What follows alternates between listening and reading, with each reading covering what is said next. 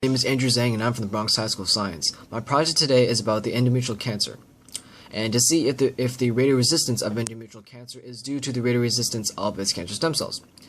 Now, endometrial cancer is the cancer of the endometrium, which is the inner membrane of the uterus. Now, normally in the body, stem cells are an extremely small minority population that maintains the cell populations of the body alongside with its own. When these stem cells turn cancerous, they retain all their previous properties except for one. They do not respond to the growth regulators of the body. These cancer stem cells are responsible for the growth of the cancer and the reason why cancer is resistant to radiation treatment, as only a small population of cancer stem cells is needed to cause a relapse in the patient. So my problem was to see if the radioresistance of the endometrial cancer is due to the radioresistance of its cancer stem cells. I accomplished this by culturing a sample of a patient's endometrial cancer and measuring its growth over a period of 20 days. I irradiated some of the culture plates and eventually obtained the SF value, or the surviving fraction in 2-gray radiation. The SF value tells me what percentage of the cells resisted the initial radiation treatment. In this case, 95% of the patient's cancer stem cells resisted the initial 2-gray treatment, and she would most likely have a reoccurrence. So the significance of this research is manifold. Firstly, I showed through extensive data analysis that endometrioid adenocarcinoma is in fact radioresistant, and it is most likely because of the radioresistance of its cancer stem cells. This means that the conventional treatment for the disease needs to be changed. In addition, I can use this assay that cultures these cells for personalized medicine. Take the example of a patient with stage 3 ovarian cancer.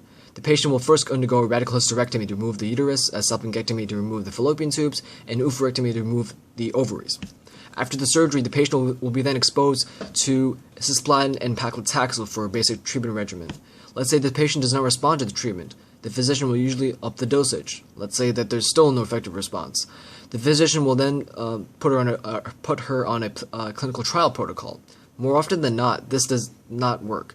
But let's say it does. The patient has been exposed to so much chemo and will have so many lethal side effects such as immunocompromisation, bone marrow suppression, multiple organ failure, hair loss, stunted bone growth, cuticle damage, and the treatment itself can potentially cause a new tumor. Not to mention the fact that chemo itself is very painful. Experimenting the dosage on the patient is very dangerous. Not to mention the fact that this does not even take into account the cancer stem cell response to treatment. At my lab, we take the patients and remove samples either through biopsy or a sample after surgery and perform the assay on the cells, and particularly the cancer stem cells, before the patient is even given chemo or radiation. What I can do is test to see whether or not the conventional treatment works for them, based on the SF values. I can also test the cancer stem cell response to experimental drugs that may have been dismissed in the past or just have been discovered but are not conventional yet, to determine whether or not they may be more effective for the patient. The lower the survival fraction of the cancer stem cells to the drug, the better the drug. I can do all of this on the patient's cancer stem cells, but without harming the patient. And this can be done for any kind of tumor. I just use endometrial cancer as a model. Let's say nothing works for this patient. Rather than causing them pain, additional suffering in vain, we can tell them nothing works for you. And instead of putting you on a long chemotherapeutic route to death, we can just let the patient know that he has a set, he or she has a set amount of time to live, and we can let this person live a much more painless life instead of the commonly known chemotherapeutic route.